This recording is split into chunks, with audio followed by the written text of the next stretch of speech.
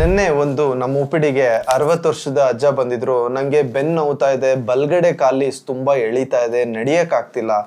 ಒಂದು ಅರ್ಧ ಕಿಲೋಮೀಟರ್ ನಡೆದ್ರೆ ಕುತ್ಕೋಬೇಕು, ಆ ತರ ನೋವಾಗ್ತಿದೆ ಸರ್. ತುಂಬಾ ಜನಕ್ಕೆ ತೋರಿಸ್ಬಿಟ್ಟೆ, ಮಾತ್ರೆ ತಗೊಂಡ್ವಿ, ಫಿಸಿಯೋಥೆರಪಿ ಆಯ್ತು, ಏನ್ ಮಾಡಿದ್ರು ಇಂಪ್ರೂವ್ಮೆಂಟ್ ಆಗ್ತಿಲ್ಲ. ಏನ್ ಸರ್ಜರಿನೇ ಲಾಸ್ಟ್ ಸಾರ್ಟ, ನನಗೆ ಸರ್ಜರಿ ಬಿಟ್ಟು ಬೇರೆ ಆಪ್ಷನ್ನೇ ಇಲ್ವಾ ಅಂತ. ನಾನು doctor Amardeep, orthopaedic surgeon, Basaveshwara Nagar, Shivam hospital ಇಂದ. ಅವಾಗ ನಾನು ನಿಮಗೆ ಎಕ್ಸ್ಪ್ಲೇನ್ ಮಾಡ್ತೀನಿ ಆಕ್ಚುಲಿ ಏನಾಗಿತ್ತು ಅಂತ. MRI ನೋಡಿದ್ವಿ, ಡಿಸ್ಕ್ ಆಚೆ ಬಂದಿತ್ತು, ದೊಡ್ಡದಿತ್ತು, ಕರೆಕ್ಟ್ ಬಲ್ಗಡೆ ನರಕ್ಕೆ ಒತ್ತುತ್ತಾ ಇತ್ತು. ಏನಾಗುತ್ತೆ ಅಂತ ಹೇಳಿದ್ರೆ, ಡಿಸ್ಕು ಇದು ನಮ್ಮ ಸ್ಪೈನಲ್ಲಿ ಡಿಸ್ಕು ಈ ಥರ ಆಚೆ ಬಂದು ನರಕ್ಕೆ ಒತ್ತುತ್ತಾ ಇರುತ್ತೆ.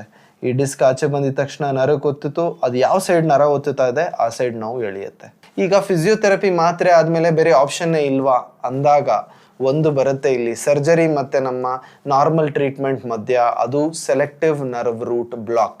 ಏನಂತ ಹೇಳಿದ್ರೆ, ಆ ಯಾವ ನರ್ವಿಗೆ ಡಿಸ್ಕು ಒತ್ತುತ್ತಾ ಇದೆ ಅದೇ ನರ್ವಿಗೆ ಒಂದು ನೀಡಲ್ ಹಾಕಿ ಅದೇ ನರದ ಹತ್ರ ಹೋಗಿ ಅದರ ಸುತ್ತ ಇಂಜೆಕ್ಷನ್ ಕೊಡ್ತೀವಿ. ಅವರಿಗೆ ನಾವು ಆ ಟ್ರೀಟ್ಮೆಂಟ್ ಕೊಟ್ವಿ. ನೆಕ್ಸ್ಟ್ ಡೇನೇ ಪೇನ್ ಕಾಲಿಗೆಳೆಯೋದು ಕಮ್ಮಿ ಆಯಿತು, ಟೋಟಲಿ ರಿಕವರ್ ಆದರು. ಈಗ ಎಲ್ಲ ಥರನೂ ಕೆಲಸ ಮಾಡ್ತಾ ಇದ್ದಾರೆ.